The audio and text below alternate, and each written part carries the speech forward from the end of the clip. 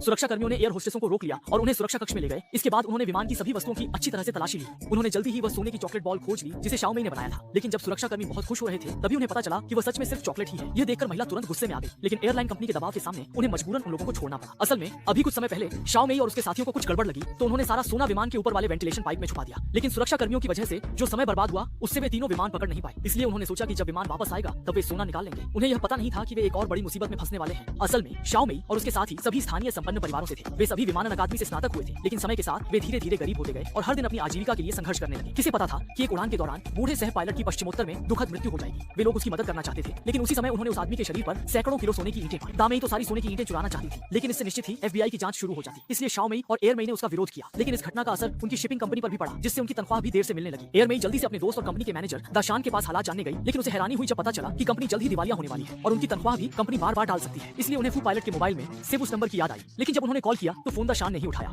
तीनों ने इसके बाद दूसरों के लिए सोना ट्रांसपोर्ट करने का काम शुरू कर दिया। उन्हें लगा था कि अब उनकी किस्मत बदल जाएगी और वे सुखी बेफिक्र जिंदगी जी पाएंगे, लेकिन तभी किसी ने गुमनाम शिकायत कर दी। अच्छी बात यह रही कि वे सफलतापूर्वक भाग निकले, लेकिन अगले ही दिन एक खबर सामने आ गई। असल में उन्होंने जो सोने की गेंदें छुपाई थी वे गलती से बाहर गिर गई और एयरलाइन कंपनी के मालिक सांग ब्याओ ने दिवालिया होने की घोषणा कर दी और भारी रकम लेकर फरार हो गया। उन आम कर्मचारियों की तनख्वाह भी अब अधर में लटक गई। जांच के बाद तीनों को पता चला कि सोना ट्रांसफर करने वाला व्यक्ति दरअसल कंपनी का मालिक सांग ब्याओ ही था। कुछ लोगों ने अपने अन्य सहकर्मियों के लिए वेतन वापस पाने के लिए दाशान की मदद से सफलतापूर्वक सांग ब्याओ के विमान पर चढ़ाई की और सारा सोना लेकर उन लोगों में बांट दिया जिन्हें इसकी जरूरत थी। इसी तरह उन्होंने दूसरों की मदद की और बाकी बची सारी रकम लेकर खुशहाल जीवन बिताने लगे। यहीं पर फिल्म समाप्त होती है।